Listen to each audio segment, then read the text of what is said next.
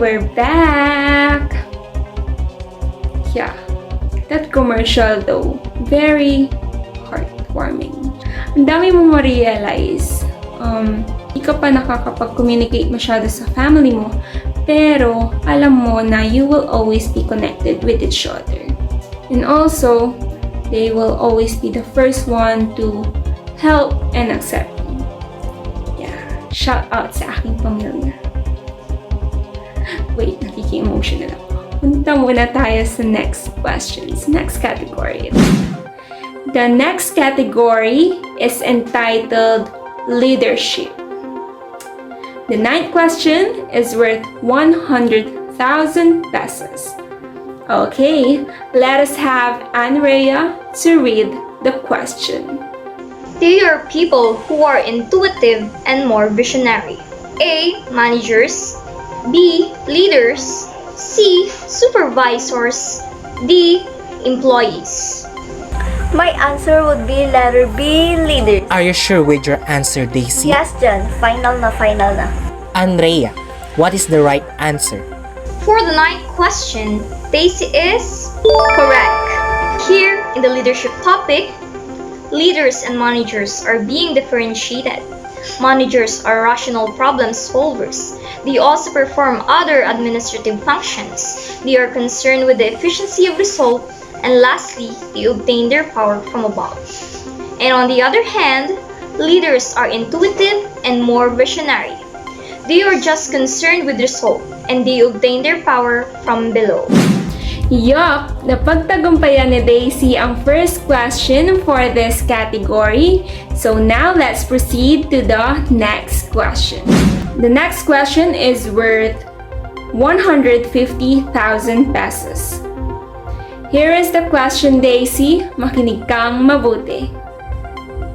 It refers to the process of influencing others to pursue unofficial objectives, and leaders here lack formal authority. Here are the choices. Letter A, position power. Letter B, personal power. Letter C, formal leadership. And letter D, informal leadership. I would go with letter D, informal leadership. Is that your final answer? Yes, it's my final answer. Ariel, kindly tell us the right answer. So, ayun na nga. The correct answer is... Wait. Makakabayin muna kita. Yeah, the correct answer is... Letter D, informal leadership. Okay, so we have two kinds of leadership. We have the formal and informal. Informal, it is the process of influencing others to pursue official objectives. While in informal, kagaya nga ng sa question kanina, it influences others to pursue unofficial objectives. There are two classifications of power. These are position and personal power. Position power is derived as a consequence of the leader's position. It consists of legitimate, reward, and coercive power. Personal power results from the person's personal characteristics. It may be an expert or referent power. For the 11th question worth 250,000 pesos, here is the question. The following are the theories of leadership except one. A. Social theories. B. Behavioral theories. C. Trait theories. Or letter D. Contingency theories. I am not sure dito kasi medyo mahina ako sa theory, so I would like to use my first call a friend lifeline. I'll call Mickey, friend namin ni Rena. Hello, te. I need help with this one. Okay, sis, no problem. There are three various theories of leadership, and these are trait, behavioral, and contingency theories. Trait theories of leadership consider leaders to possess common traits: extroversion, conscientiousness, openness, and emotional intelligence are some of the traits that good leaders have in common. Second, behavioral theories propose that specific behaviors differentiate leaders from non-leaders. For theories related to leadership behaviors are Ohio State University Studies, University of Michigan Studies, UK Studies, and managerial grade of Blake and Moulton. In contingency theories, individual researchers share a fundamental assumption. Successful leaderships occur when the leader's style matches the situation. Various theories related to this are continuum of leadership behavior, contingency leadership model, path goal situational leadership theories, leader-member exchange approach, normative decision model, and Musick-Raymond model. Yup! Thanks, Mickey. Based dun sa mga sinabi niya, social theories lang ang wala. So, my answer would be letter A, social theories. Tama kaya si Daisy? John, what is the right answer? Letter A. Social theories is correct. Yes, we are down to the last question for the third category. This question is worth 400,000 pesos. Okay, let us have Trisha. This leader would be the appropriate leader for subordinates who are less skilled, less mature psychologically, and given limited time to perform. A. Directive autocrat. B. Permissive autocrat. C. Directive democrat. D. Permissive democrat. I would go with letter A, directive autocrat. Is that your final answer? Yes, it's my final answer. Trisha, tell us the right answer, please. Daisy is correct. To make delegation effective, 4 leadership styles are considered. In directive autocrat, the leader makes decisions unilaterally and closely supervise the activities of subordinates.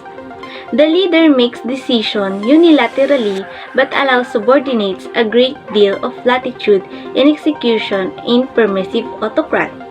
In directive democrat, the leader wants full participation but closely supervise a subordinate activity. Lastly is the permissive democrat, wherein the leader allows high participation in decision-making and in execution. Congrats, Daisy! Meron ka ng 400,000 pesos. Are you willing to proceed to the next category or go home now with the money that you have earned? I will proceed to the next category, John. Dahil you choose to proceed, let us have the 13th question, or should I say the first question for the fourth category, entitled Work Teams and Groups. Ready ka na ba, Daisy? Yes, Ariel. Okay, for the 13th question, let us have Kenneth. Hi Daisy, for 600,000 pesos, what is type of the group that consists of personnel working together to accomplish a job? A. Command group. B. Task group. C. Interest group. D. Friendship group. My answer is B, task group.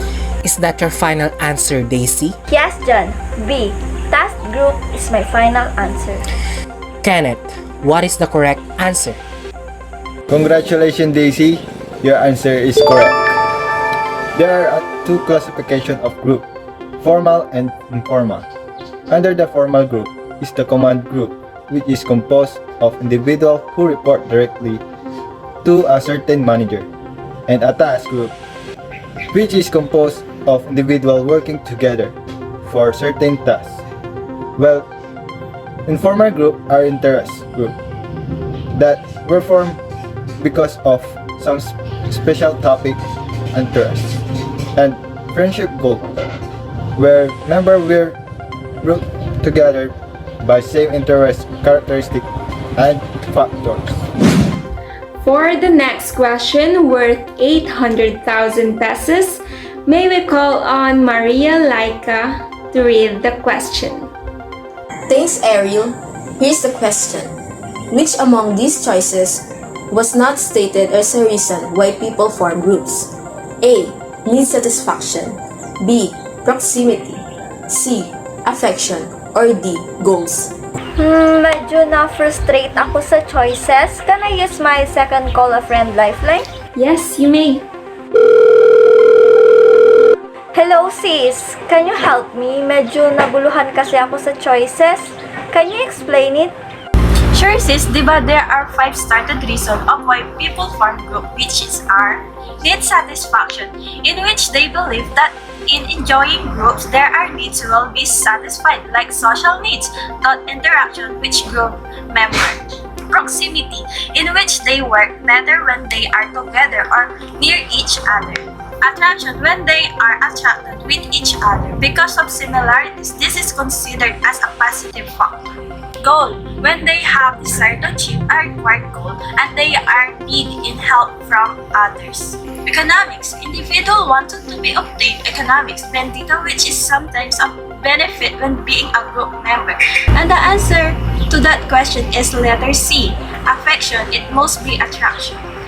Thank you sis, my answer would be C, affection. Yun rin yung naiisip ko kanina kaso natatakot ako magkamali eh.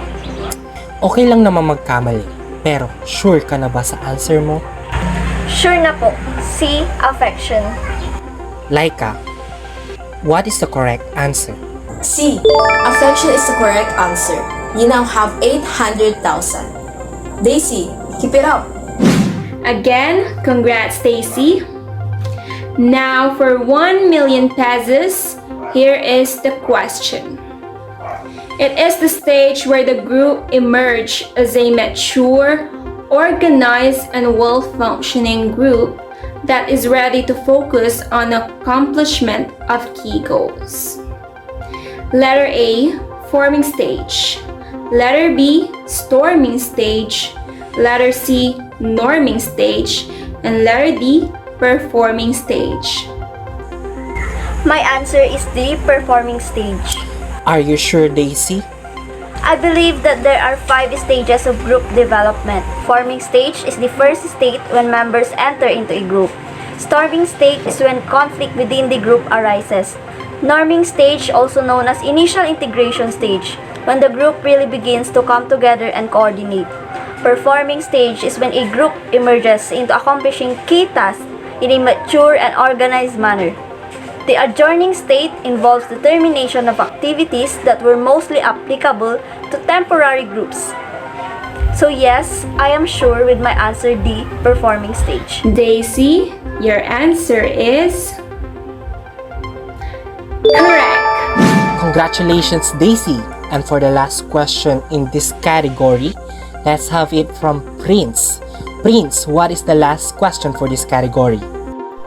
Daisy, this question is worth 1,250,000. A type of team that is composed of employees from the same hierarchical levels but different work areas who come together to accomplish a task. A. Problem-solving teams. B. Self-managed work teams. C. Cross-functional teams. And D. Virtual teams. As I remember, there are 4 types of teams. Problem-solving teams, groups who came from the same department to discuss ways of improvement in the work environment. Self-managed work teams, small group who take full responsibility for delivering a service or product through peer collaboration. Cross-functional teams, a group of people with different functional expertise working toward a common goal. Virtual teams uses computer technology to tie together physically disordered members in order to achieve a common goal. I would answer for letter C, cross-functional teams. Is that your final answer? Yes, that is my final answer. Okay, so Prince, what is the correct answer? Congrats, Stacy. C. Cross-functional teams is correct. You have now secured 1,250,000. Thank you, Prince, and congrats again, Daisy. Now that you have secured the 1,250,000 pesos, are you still willing to continue to the next category? Yes, Ariel, I'll proceed to the next category. Okay, but before that, let's first watch a short advertisement from one of the candidates for the upcoming election 2022.